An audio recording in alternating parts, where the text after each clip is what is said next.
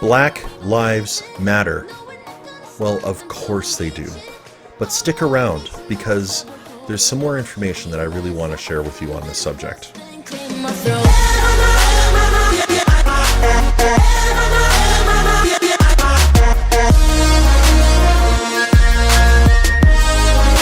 So, if you had a nickel for every time you heard the expression Black Lives Matter or some variation thereof, well, I think we would all be millionaires by now, wouldn't we?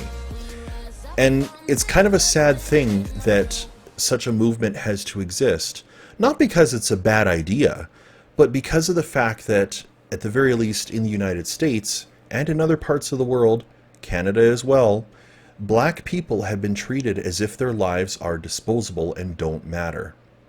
Now, as a heterosexual white person, I have never been the subject of systemic racism. I have been discriminated against, but that's not the same thing. A couple of months ago, I posted something on my Facebook page about the movie White Chicks 2 coming out. And thinking that I understood what racism was, I was complaining because I felt that there was a double standard. Obviously, white people putting on blackface and brownface, I mean, that's racist. You don't do that. And for people that have been caught doing it, Justin Trudeau, yeah, they've had to apologize for something that they have done years ago. It's just something that you don't do unless you are a racist person. And so I thought that there was a double standard because White Chicks, the basic premise of it, is two black people putting on white makeup to make themselves look like two white girls going undercover. I would like to thank my Facebook friends, and a number of them are friends in real life, not just on Facebook, for patiently explaining to me the difference between discrimination and what real racism is and what systemic racism is. On that day, I actually got to learn a lot, and my outlook on the subject was changed. Well, not everybody has had the same level of having their eyes opened, if you will. And I wanted to go further. I wanted to learn more because that conversation on that day only really was just the tip of the iceberg. So I sat down with two ex-Jehovah's Witness friends of mine from the United States that are both black. One of them is named Jay the Comedian, or Jay Scott. If you're watching this channel, you have probably heard of his channel already. And if you haven't, check it out. There will be a link in the description below. Another friend of mine, his name is Jeremy. He has a channel called JDUB lYFE, an awesome channel with great comedic content relating to ex-Jehovah's Witness humor. Also, link in the description below. But I got to have a Zoom meeting with these two fine gentlemen, and we talked about racism, what kinds of things that they have had to endure over the years and continue to endure. And we also talked a bit about racism in the Jehovah's Witness history, even as recent as just a few years ago. So it's a Zoom meeting recording. Obviously, this is recorded during the COVID-19 pandemic, so, nobody's meeting in person, really. And because it's a Zoom meeting, that means that there are going to be some audio problems, and unfortunately for Jay, he was having some internet problems. So at times, his connection just cuts right out. I am not going to apply any editing to the conversation at all, except to split it into two parts. I don't want the conversation to look curated or altered in any form, so bear with some of the audio problems that do come up during the meeting. But I ask you please to listen with an open heart, an open mind, put any preconceived ideas that you have aside, and just listen to what my two highly esteemed friends have to say. Thank you very much for watching. Oh, well, we were just kind of getting caught up a little bit. So you said you only have like a few minutes? No, I mean, I'm going to drive. I'm going to have to get out and give my wife, the kids, and food and stuff like that. And then I'm ready to rock out. Okay. Sounds good. Well, maybe, okay, you know what I'm going to do is I'm going to pause. My first one, we were the only black family. Then in my second, there were 2 other black families. I think my third, it's probably about the same, maybe 3 or 4. So it's like I said, it wasn't. It's just not a lot of black people in this area in general. So Okay. So, Well, in my congregation, it was all black. It was all black, 100% African American. But I went to several different congregations. I lived with my sister out in Joliet for a little while, and that congregation was split like right in half, 50% black, 50% white. And the funny thing is that whenever they did their local needs, when they did the local needs inside of the hall on the south side of Chicago, it was usually about, being strong and making sure that, you're at the meetings and you're doing your attendance and, you confess any sins you may have. That's really that was the local needs at my Kingdom Hall. But in the Kingdom Hall, where it was like half white, half black people, it was a pretty nice neighborhood in Joliet. So their local needs were like, make sure you're not spending too much time at work and focusing on material things and stuff like that. I'm like, wow, I never got that at the local needs. And on the south side of Chicago, it was totally different. You know what I mean? It just showed like a cultural difference from, like I say, the south side of Chicago and everywhere else. I think that, wow, like the local needs parts for us was like, brothers, are you donating enough? Yeah. Oh, now that was the one thing that was consistent in both halls, was you donated enough. Yeah. And they're like, could you pioneer, et cetera, et cetera, et cetera. Later on, congregations that I was in Prince Albert, Saskatchewan, like this is a very like highly indigenous population. There was almost zero attention given to actually how to properly show respect for indigenous rights and because there was like a lot of reserves around Prince Albert until they decided that, oh, well, maybe indigenous lives matter too, because the government of Canada decided that indigenous lives matter. Wow. So Watchtower jumped on that bandwagon. Oh, wow. That's really? Crazy. Man. Yeah, I never experienced anything like that, but I can see them doing that. 100%. Yeah. Something I found kind of interesting, because like Watchtower likes to put a bunch of articles on the front page of their website that are topical, almost like virtue signaling in some ways. And when the pandemic started, folks, this is being recorded kind of like as states and provinces are reopening. But like when the pandemic first started, there was something about like, how do you deal with isolation? And now after George Floyd, now they have things like, what does the Bible say about racism? Will there ever be an end to discrimination? Oh God! Yeah, they're taking advantage. Yeah, they're taking advantage. Oh yeah. If you look at any like if you look at TV commercials now, any business, anybody with any entrepreneurial sense, they're looking and they're taking advantage of the situation. Everybody. Like I seen a commercial the other day talking about suing people for not getting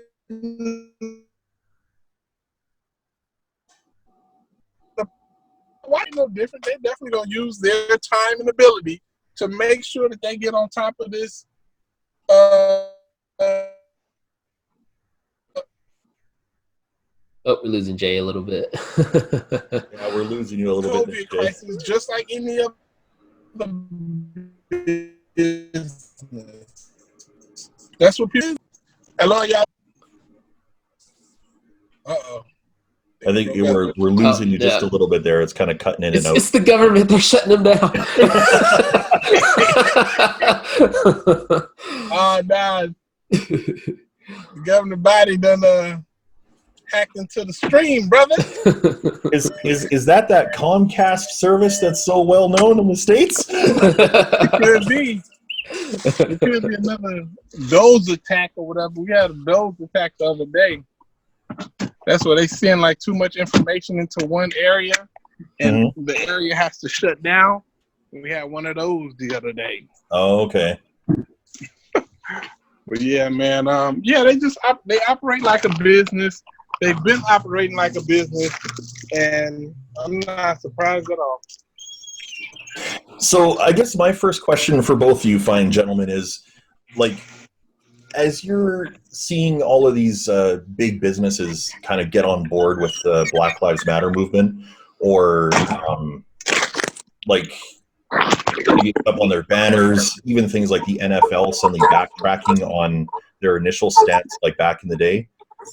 Like, how do you feel about that? Like, do you feel like it's actually sincere, or is it just you? No, I personally just it's for me. I feel like it's just a publicity stunt, just so people are not mad at them. I mean, you gotta think it. They're thinking it from a business aspect. Is like, if we don't agree with the majority of the population, this could hurt our sales tremendously. So we got to make sure, we're letting people think, we're on board with everything. But like I said, they're only looking at it from a financial aspect, nothing else. There may be a few in there that genuinely, truly care. But when it all goes down to it, I just think the money's always going to be at the top end of that, that problem. And I agree with you 100%. Only thing I would say is that as far as like, I know they don't care. Like, the bottom line is basically just making money. I also know that going forward, they know who their audience is and who their audience will be in the future. And once all this is said and done, they see the entire world is protesting. The entire planet is upset. So if you're going to play the numbers, there's more people on the planet than there are like people who support these causes, and they know this is historic. You know what I mean? Everything that's moving around, it's gonna be a good side of history and a bad side of history. They don't want to be on the bad side of history. Exactly.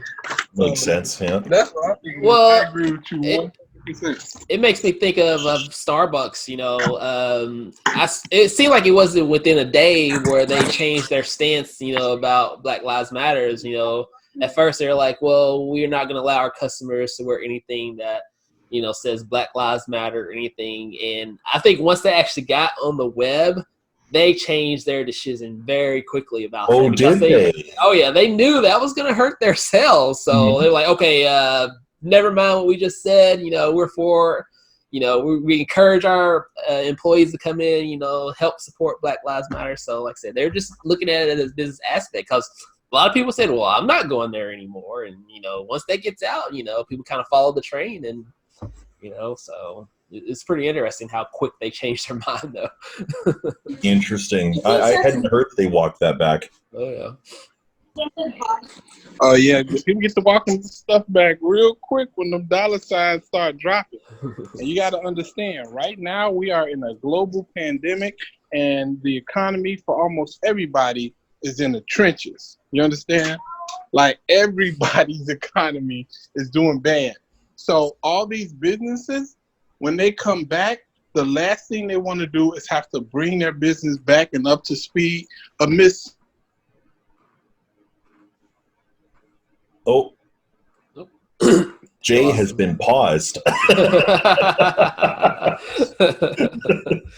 a little technology sometimes. Oh, yeah. Yeah. Oh, we can fix all this in post. Yeah. Yeah.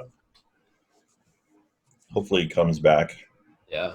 Probably have to just kind of leave in, come back out. So. You said you've been in 3 congregations. I hadn't quite hit record. I got to hit record just as you had gotten started talking about 3 congregations. So there we go. Yeah. Maybe he's coming back. I think he is. Oh, he's gone. Nope. Disconnect. All right, he'll be back. Yeah. There he is. I hope. I hope too, man. This thing's whack. Oh, Not working. oh. I don't know what's going on. Well, we can hear you. Yeah, I can see you. You got that good internet over there, that good Canadian internet. Yeah, we just can't see you. Don't worry, I'm not that pretty. You can hear my voice. You ain't missing nothing, man. But nah, what I was saying is that these, since the economy is bad and all these businesses aren't doing too well, it's going to be really hard for them to come back and be as strong as they could be and get as much money as they could if they try to do it amidst some type of controversy. And this entire protest and rioting and everything going on, if you don't make the right steps, you're going to come back doing you're going to have a controversy, and it's going to take a lot of money away. So people are trying to be on the right side of history. To protect the bottom line? Like, do you think that there's any kind of sincerity from people? Like, I'm thinking of NASCAR, for example. Like, they really, seemingly anyway, pulled out all the stops with things like banning the Confederate flag. Which is like, I was not prepared for that statement. Thing. Like, but do you feel that, like, okay, like using NASCAR as an example, like, do you feel that they are being sincere considering like how far they've gone? Or do you think it's just like, let's try and cover all of our asses as much as possible, and then once it's popular or safe to be, say, permissive towards, say, the Confederate flag, that they would just go back into it again? Well, if I'm being honest, I think that some of this has to do with like Trump being reelected. I'm not really huge into conspiracy theories and stuff like that, but I believe on a certain level, they're trying to, like, Trump has to do something to get reelected. Yeah. It's like the black vote is just not there for him, you know? Mm-hmm. So if you notice today, he passed a crime bill or justice police reform bill, and he got other things he did on his presidency, during his presidency that he did to try to get the black vote. So I believe he's working with like a bunch of different organizations to give a bone to black people. Like, yeah, getting rid of the Confederate flag, you know, do some stuff as like jail reform and police reform. So then at the end of the day, he could be like, you know, I should get some of the black vote. Look what I've done, you know? Mm-hmm. And I don't think that they just did that out of the kindness of their heart. I think that there's probably some political pressure that was put on them for them to do that. Because once again, like you said, Jeremy, I didn't see that coming either. Yeah, I was like, okay, come on. That's like that's the flagship, you know, especially with NASCAR, you know.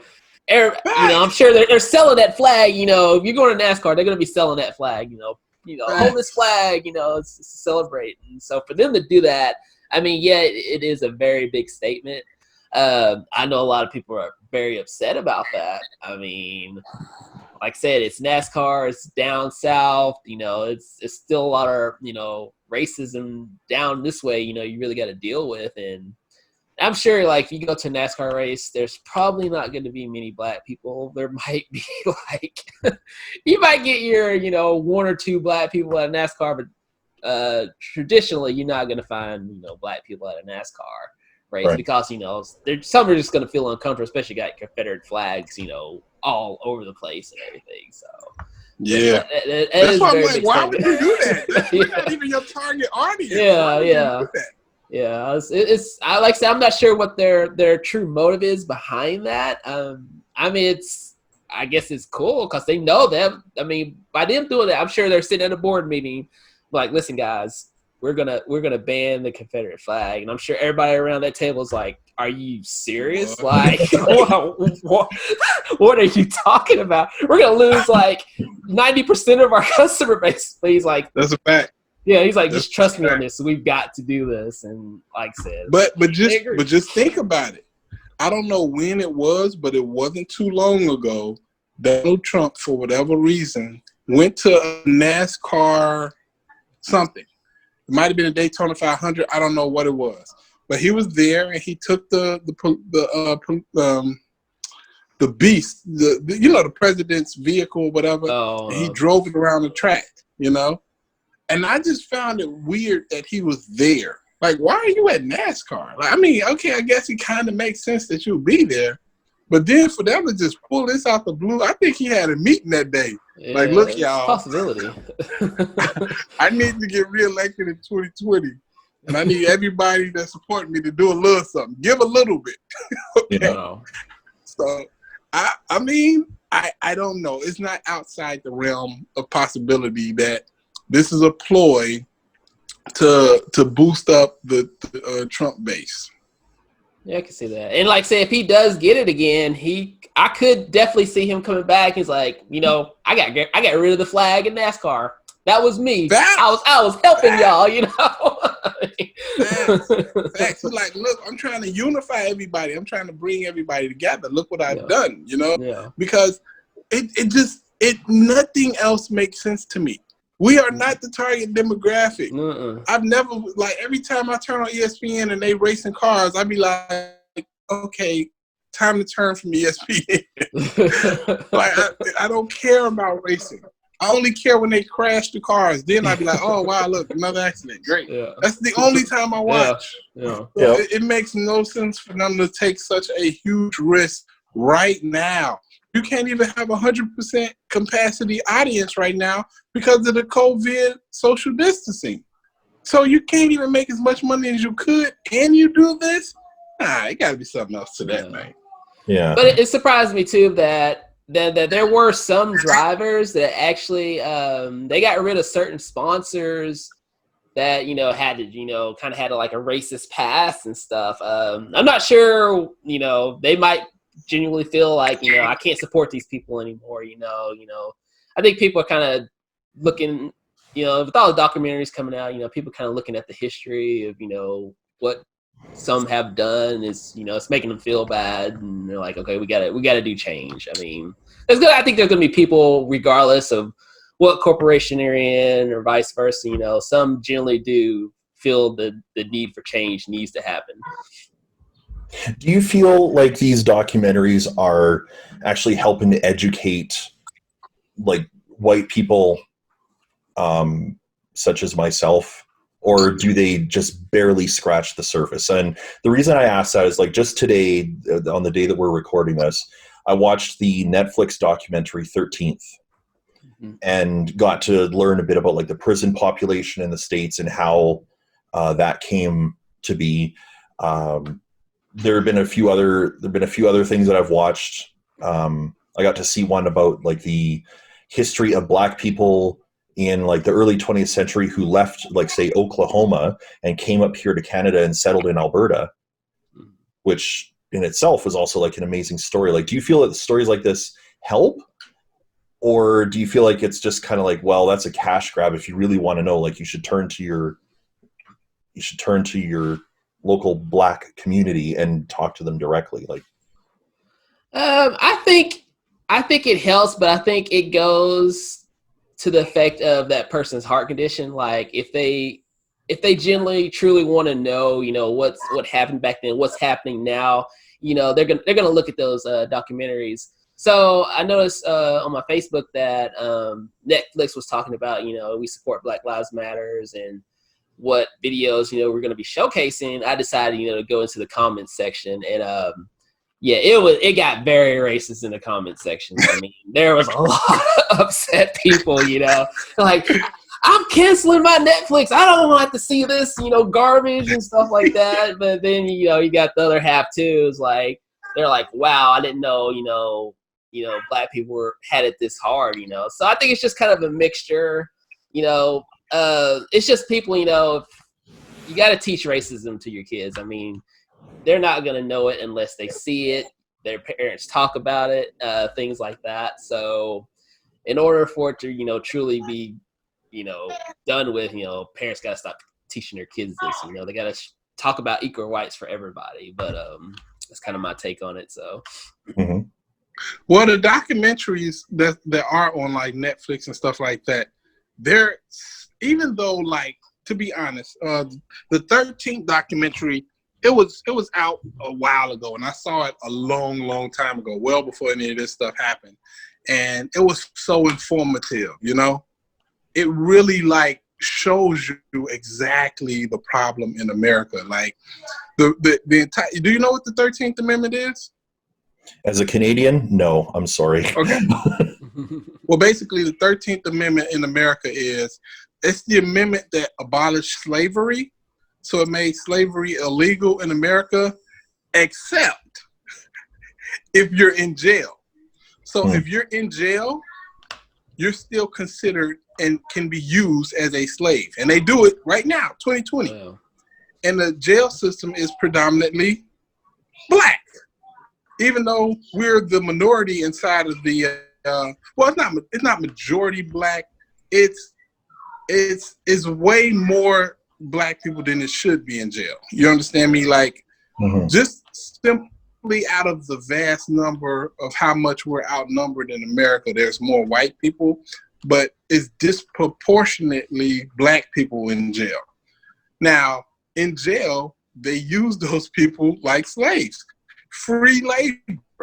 They build, they send stuff off, they get all this free work, and it's a multi-billion-dollar a year organization. And they have a quota. You have to keep a certain amount of people in jail. So it incentivizes more people to get locked up or to have a system in which people go to jail eventually. Like, I know my neighborhood, everything that I grew up around was incentivizing people to go to jail. Like, if somebody does something to you, go beat them up. You go to jail for that. If you need money, go rob somebody. You go to jail for that. If somebody give you a problem, go kill them. You go to jail for that. You know, like, it was so much heavy influence to do crime. You know what I mean? And what people don't see is that if you go to jail, somebody's making a buck off of you. That's what they want you to do. They want you to go ahead and commit crimes and stuff. And this is the systematic problems that black people go through in America, because the system is set up for us to fail.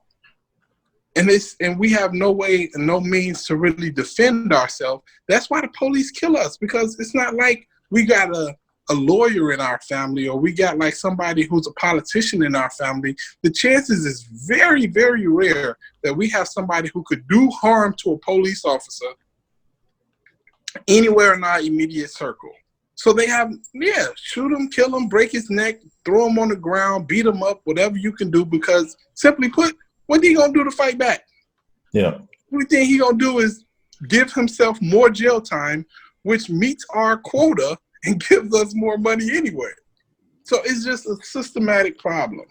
Well, even just for a minor offense, like, oh, you got a little bit of weed, and, you know, the judge might say, well, you need maybe 10 years to really think about what you've done, you know, just right. 10 years, you know, maybe I'll let you out in a year or two, but, you know, it's crazy the injustice about that. There's so many examples of somebody who's black who commits the same crime as a white person, and the amount of time they get is so disproportionate. It's crazy. This guy, I want to say his name is something Brock, I forgot.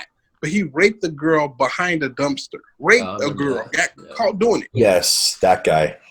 15 days in jail or something crazy like that. Yeah. 15 days, like, really?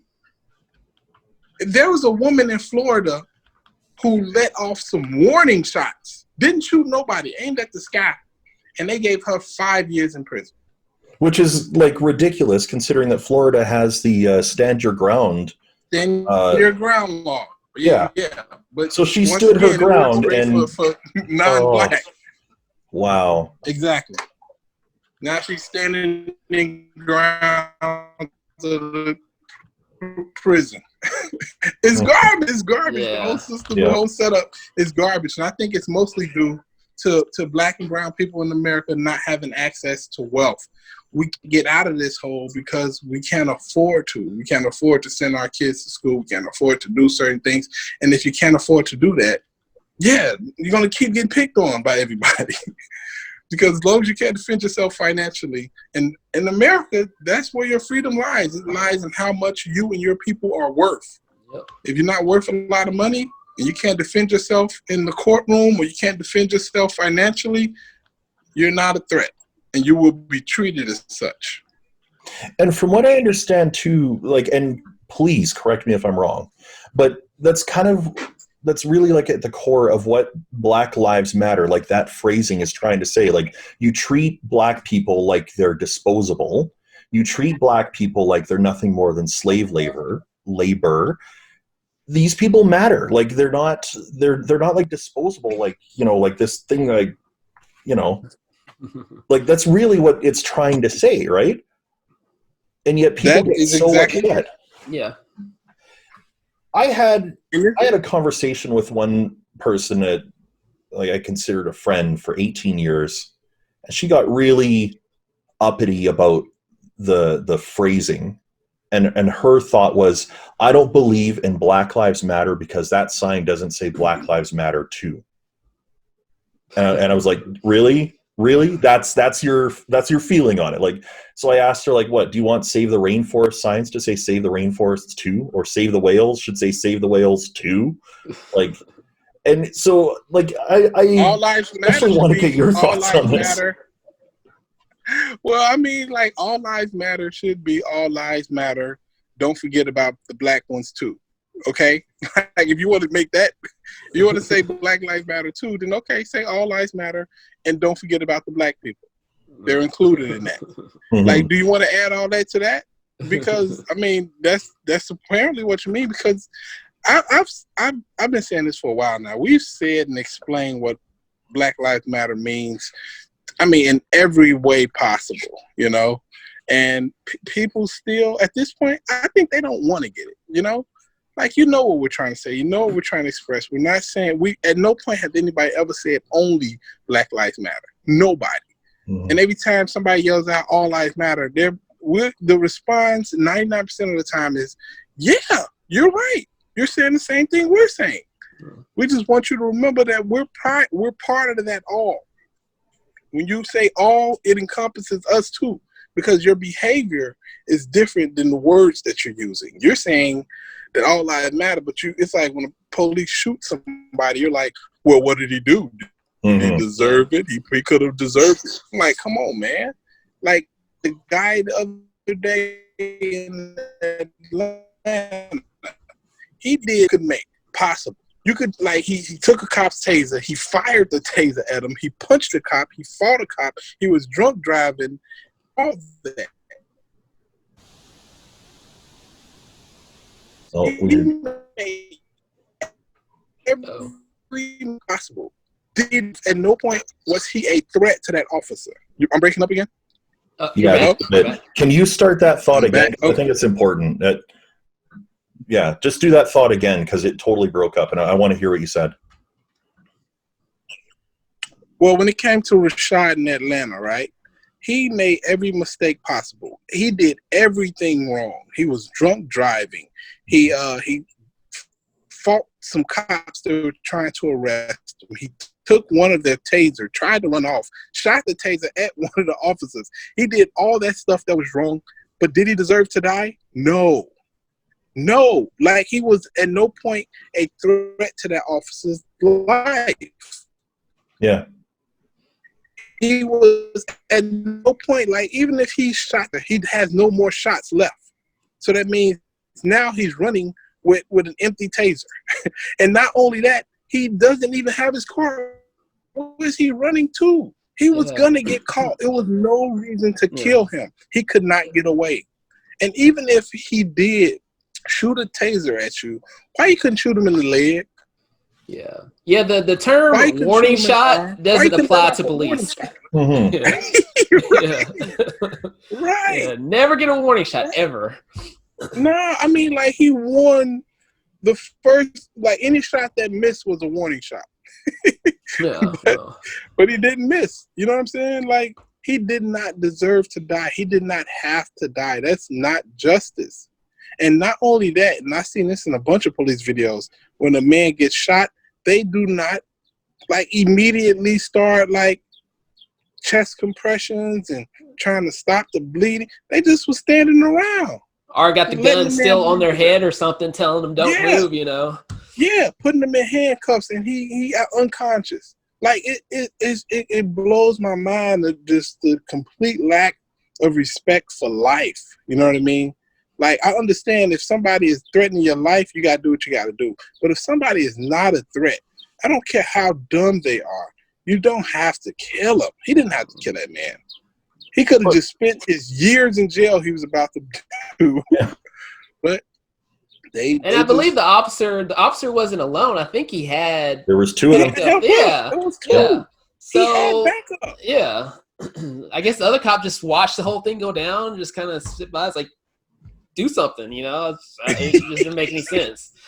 I mean, it happened quick though, you know, because it was funny because they were having an entire conversation.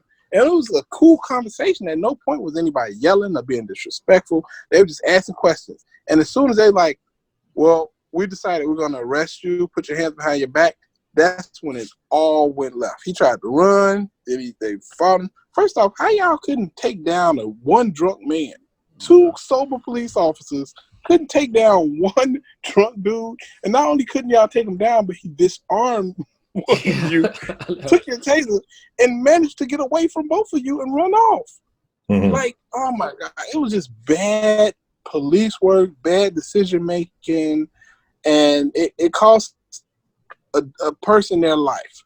I don't care what he did and how dumb he was, and it was dumb. He shouldn't have.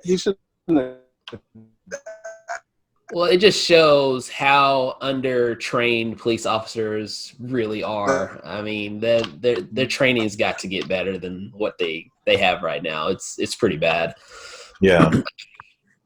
And even watching that too, because like the officer that shot him, there, I could be wrong, but it sounded like on the Wendy's security video, it sounded like 3 shots were fired, 2 of which actually hit the man in the back. Like that's not just shooting a person; that's getting your fucking gun off. Yeah, that's what that is. You want that person to die. You want that person to die. You know, I'm surprised the officer didn't empty his entire clip into him, for crying out loud. Like that's all of that really was, in my opinion. Like, you know, 3 shots to bring down a guy. Like, no, that's incompetence and like brutality all rolled into one, and it's just there's even been deaths, you know, kind of like that, where, you know, the person's, you know, they got shot 20 times, 30 times. I'm like you're not mentally stable if you're shooting somebody that many times. You've got some deep seated issues you need to deal with, you know. Yeah.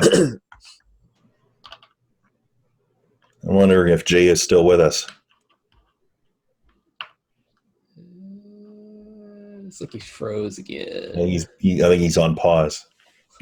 I know a lot of services, they've been having a lot of issues with the carriers lately. I'm not sure what's going on.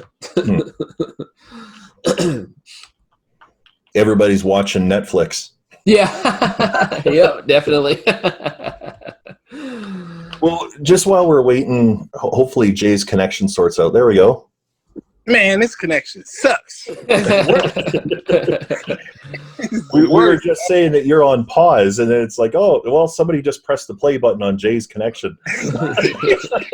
I can't use my computer. My kids and stuff is all up in there having fun, so I can't. You can't break up that fun. They'll charge you later. I can't. So, but last thing I heard was you were mentioning, like, you know, he shot him 3 times, and that was overkill. Like, yeah, he could have just shot him 1 time, and that'd have been fine. But and then Jeremy, I heard you say they use, like, sometimes they shoot people like 25, 40, 50 times. I don't know if you've seen this video of this homeless guy who apparently somebody called and said he had a gun on him, right? And it turned out he did have like a little BB gun on him, right? But when they rolled up on him, they rolled up on them with like M16s, fully automatic, like 5 officers. And they told him, you reach for your waistband, we will use lethal force, right? And he said something like, F you. And then he sat down and he like dug in his pocket or something like that. And they let him have it. Wow. So I'm talking about machine guns. And they all let off at least 6 rounds each, 10 to 6 rounds each. Like quick. And yeah, they peppered him up, and he was just done. It was like immediate. It was disturbing to watch because even though it was justified because they wanted not to reach in his pocket, it was just like Jesus Christ, I could not do that. Yeah. There's no emotion behind that. If he can do that, there's just no emotion at all. None. I'm like, yo, I wouldn't even. I would have shot him one time, maybe. Like, I don't know, man. It was just it killed me that how emotionless, like you said, that they were. You know, that how they were able to do that in such callous fashion. They're just like after they did it, they're like, shots fired, 10-4. Like, you know what I'm saying? Like, wow, this is just a regular Thursday to them. You know, like no emotion or nothing.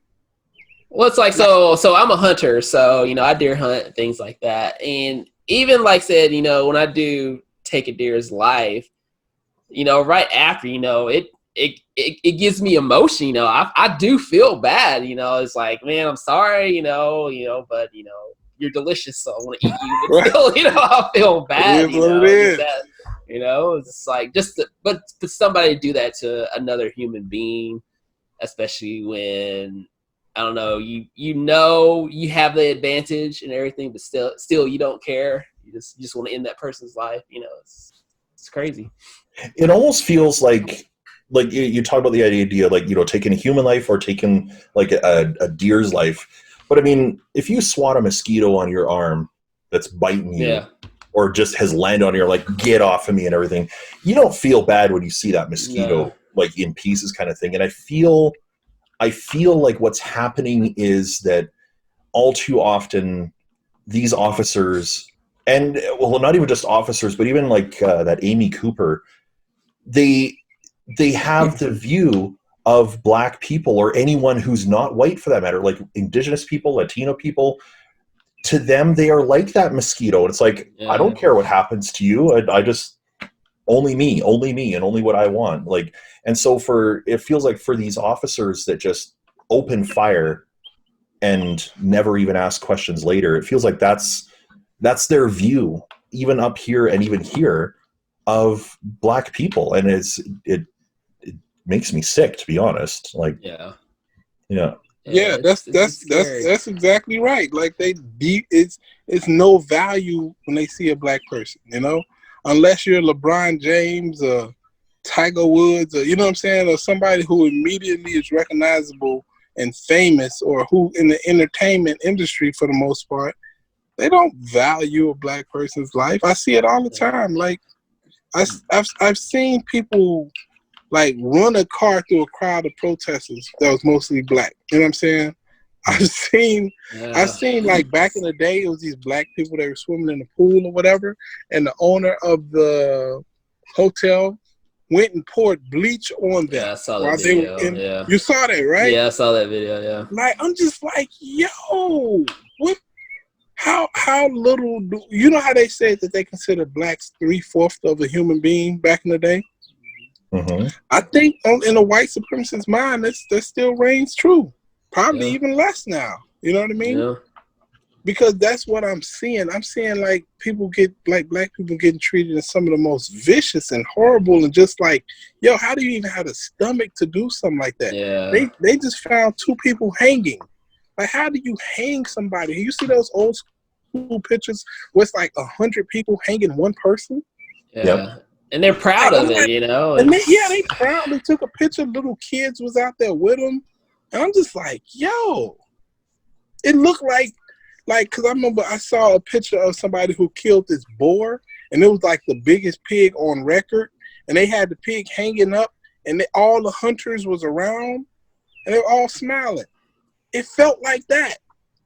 It felt like, yo, we just killed an animal. Look what we're doing to him, you know? That's what it felt like. It's no respect for black life. And that's why the Black Lives Matter movement is catching on so much. So we're, like, all 3 of us are members of the ex-Jehovah's Witness community. Each of us with our like our YouTube channels and Facebook groups that we're in, and everything else. What kinds of things have you seen in the ex-JW community in response to what's happening, like the Black Lives Matter movement? I mean, I've seen things, but I want to hear what you've encountered first. Go ahead, Jim. Go ahead. I'm trying to think because I've kind of been a little quiet on a lot of the groups lately. Kind of been doing my own thing and everything. Me personally, I haven't seen a lot as far as with the XJW community with the Black Lives Matter. Just kind of tidbit pieces here and there.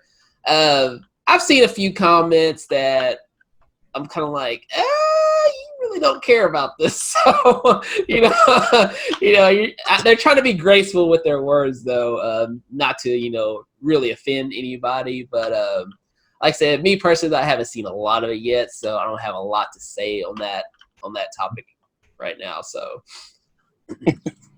well, I'm pretty deep into the politics on my Facebook page. I probably should take a break because it's so draining. No, bro, you're just getting started. We're not even in close months to November, election season. It's gonna get crazy. Oh yeah, it's gonna get much crazier. But the thing is that since I'm an XJW activist, I put my XJW hat on before anything else. So there's a bunch of people who I'm actually really cool with who are Trump supporters, who are devout Trump supporters, and I still rock with them because, like I say, our mission to take down Watchtower always, no pun intended, trumps the mission to take out Trump. You know what I'm saying? No pun intended. But so I value those friendships because I'm sure that at some point I'm going to need them as an ally for the bigger mission. You know what I mean? My personal bigger mission. So, like I said, I got a bunch of friends who are Trump supporters and who aren't Trump supporters. And the people who are the XJW community who are Trump supporters, they have their reasons. And they believe they're really good reasons. I don't think they're great reasons, but, I could be biased. And since I can accept that, then I can say, okay, it's some stuff that I see. It's a lot of, there's a lot of, governing body similarities with Trump that I pointed out before, a lot. But it's neither here nor there. I mean, and they're only bringing up the politics is because simply it depends on where you fall politically as far as how you feel about the Black Lives Matter movement. Because a lot of people who are on the anti-Trump side, they're cool with the Black Lives Matter movement. They support it, and they really they make their pictures black. They always talk. They always reach out to me, and they reach out to other Black people, and they support the cause. So I'm yeah, But the XJWs who follow the Trump and the ANON and the Q and all that, QAnon or whatever they call, they don't support the Black Lives Matter movement, and they look at it as a terrorist organization. Yeah, I've seen a little bit of that, the theories and stuff. It's really interesting. Really? Terrorists, huh? Terrorists. Really? Okay. So asking to stop police brutality is a terrorist thing to do in America. You don't like America if you don't like getting beat up by the police. Really? Okay. But that's what I've noticed. It all comes down to your political affiliation. If you're on the Trump train, you don't like Black Lives Matter. And if you aren't on the Trump train, then you support it. And you realize how crazy it is not to support it. But yeah, that's it. It's not even an XJW thing. It's more than anything else, just where you fall politically. Now, I asked, I've had some conversations with some members of the XJW community, and I'm not going to name names because that's not what I'm about. But I've had conversations with a couple that have, they basically Black Lives Matter, that's a load of crap. It's, like you said, it's a terrorist organization. I even asked one, well, how do you back that up? And he's like, look, if Black people could learn to just follow the rules. And I'm sitting there shaking my head. One guy even said, he says, you know, the problem that black people have is that they grow up without their fathers. And I'm like, say what now? Yeah. And those are.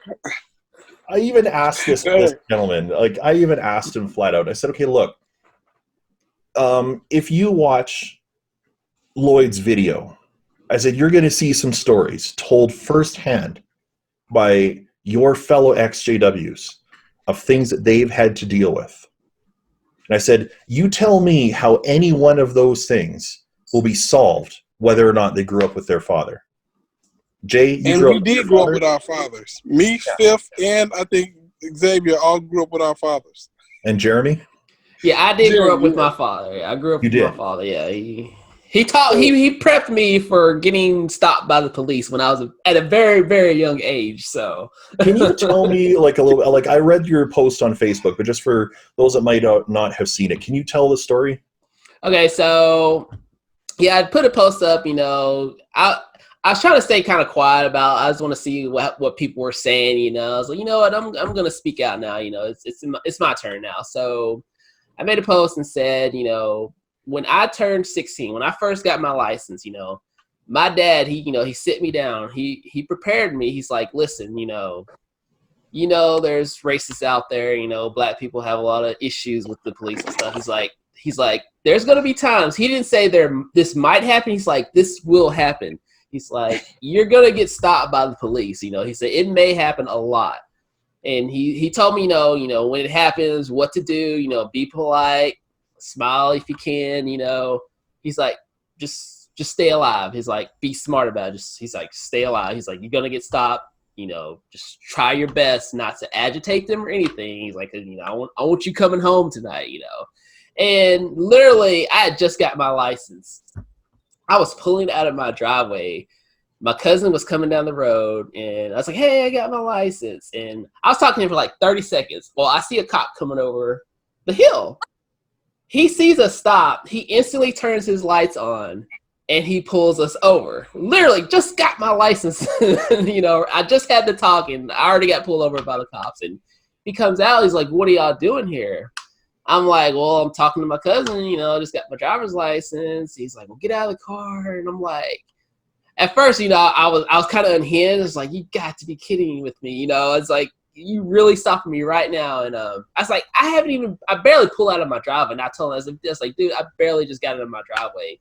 And at the time, my dad was actually looking out the door, and I could see like the fire in his eyes. He was so mad, but I was like, I actually put my hand, I was like, just stay there, just stop. I know he's mad at this point. So, but from that time on, I mean, I honestly can't count how many times I've actually been, you know, pulled over by the police, how many times I've been in a police vehicle. I actually put a post up today asking people, is it normal to have to go to the police car when you get pulled over for some kind of violation, you know, because it happens to me a lot, you know.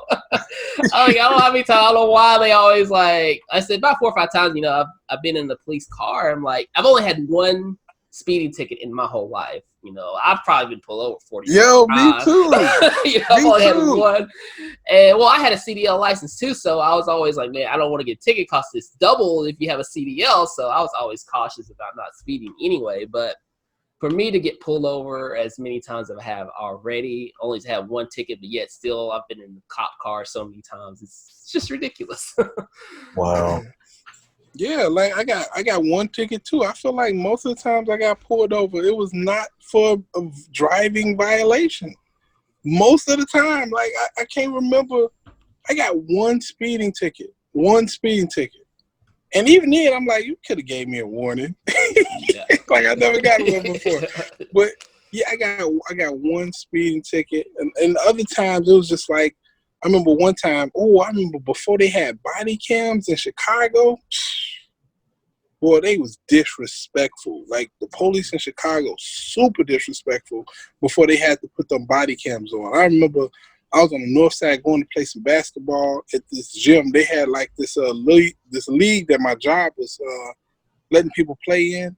And since I was in the league and they played the games on the north side, me and my friends who was on the team with us, all black guys, we would drive up north to go to this game. And like 3 out of 4 times we went, we got pulled over.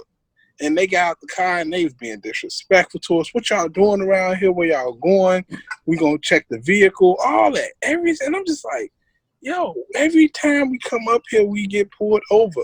And that didn't stop until they started doing them body cam stuff. Once they started that, all that stopped up. I ain't get pulled over on the north side no more. The body cameras, man, I'm telling you, they help. They help a ton. Yeah. All that disrespectful talk stopped. All that like unnecessary getting pulled over for the most part stopped. And that, it is what it is. Jeremy, I think did you wear back in the body cams where you were? Sorry. What was that? Sorry, I didn't mean to interrupt you, Jay. No. That's cool. I was done. Jeremy, do they wear body cams where you live? They do now. Sometimes they have malfunctions, but you know, but like I said, I actually haven't got pulled over in a little while, which is actually kind of surprising. But I do notice here. So I had a really nice truck, and I noticed I always got pulled over a lot more if I was in that truck because I had 20-inch rims on, beautiful looking rims, and typically, cops will look at that too. They'll see, they'll look at that. It's like, I bet there's a black guy driving that truck. He got the big 20s on it and everything. So he sells drugs. Yeah, exactly. Yeah. He over there selling them drugs. Look at that. Yeah. I mean, I think the funniest time I got pulled over, the cop said my tailpipe was too loud, so that's why he pulled me over. And I'm like, is that even a thing? But he was like saying he probably thought I was just a typical drug dealer because the town I was in, there wasn't a lot of black people there anyway. And like I said, when I was dating as a JW, pretty much all the girls I dated were white because there were just no black people here. So I kind of had to just pick what was there. So, So, and a lot of times, when to have some in the car with me or something like that, typically I'd get pulled over a lot, especially these little smaller towns.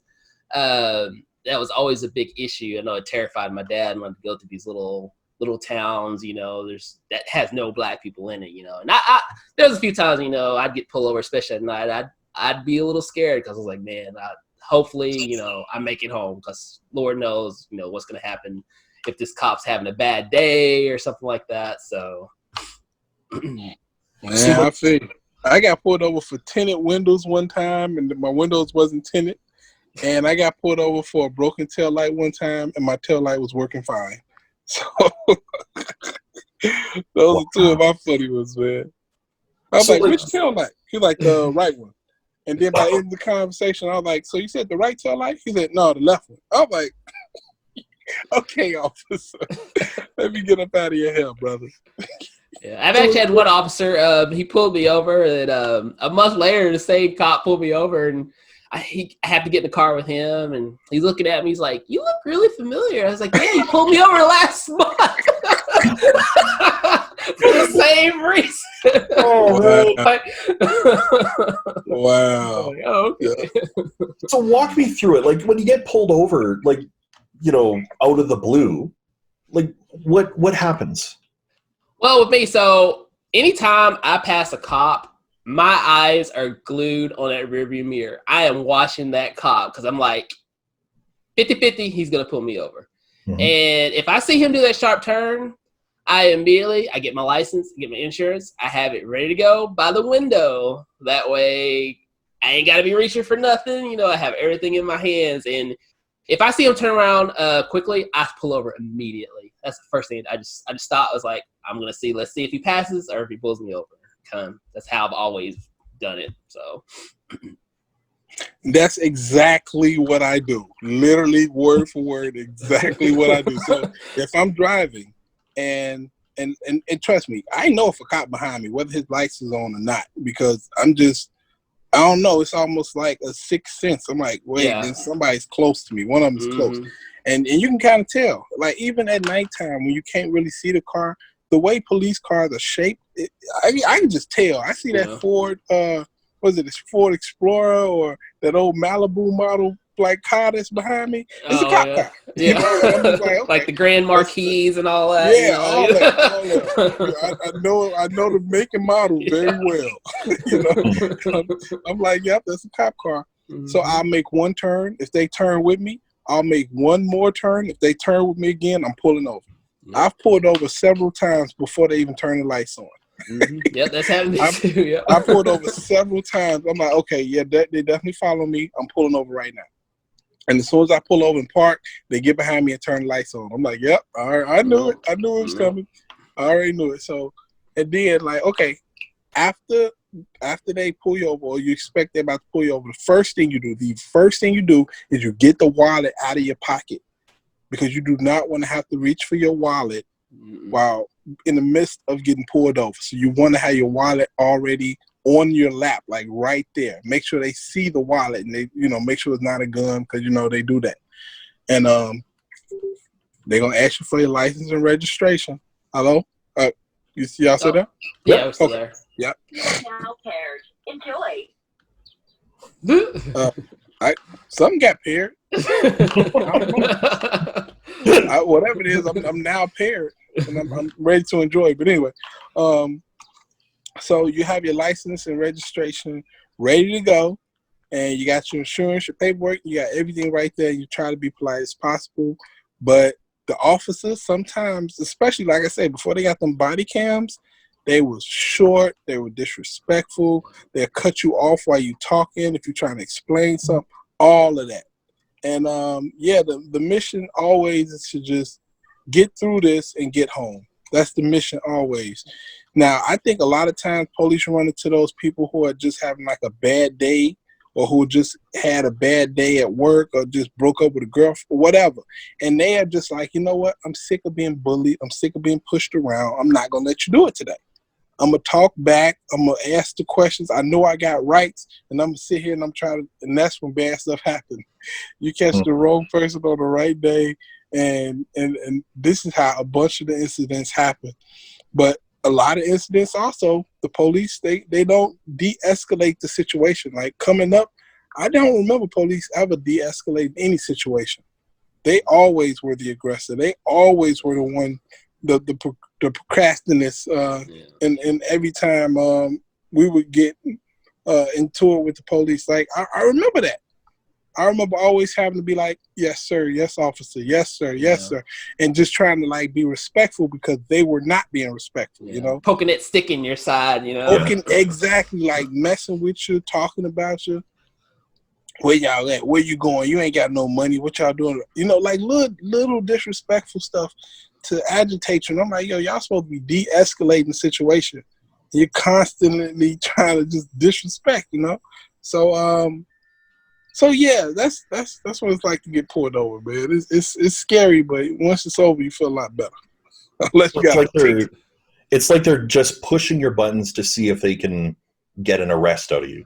Yeah, or worse. Yeah. Yes. Trying to meet a quota, perhaps. Like I know that officers up here, there is a quota for, like, say, traffic tickets. Like that they try and meet within a shift. Like, is that what this is about as well?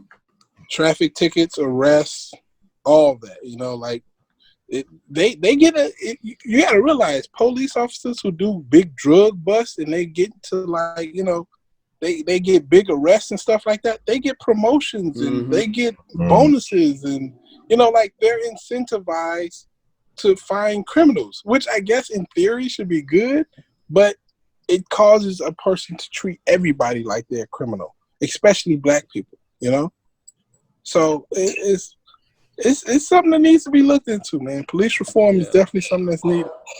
This almost sounds like a gamification sort of thing of the job. Like, like if you're playing on Xbox and you get the achievements or something like that. Like it's almost like that's what they're going for, and whatever it takes to get there. Yeah, it's pretty scary, and like Jay was saying, sometimes, they might pull a person over that's having a bad day. And, I've had days like that. I've had days where I've gotten pulled over. Okay, this one time I actually got pulled over probably within 30 minutes of getting pulled over by the first cop. He gave me a warning. 30 minutes up the road, I get pulled over again. At this point, I'm I'm mad, you know, and it's just like trying to hold my composure, like, dude, we got to go over this again. You know, I'm like, dude, I just got pulled over for a warning. You know, it's like, I'm not going to speed right after I got a warning. And it's just aggravating, you know. Mhm. Like some people they just can't stand it anymore. They gotta voice their opinion. Just hope the cop's not having a bad day, you know.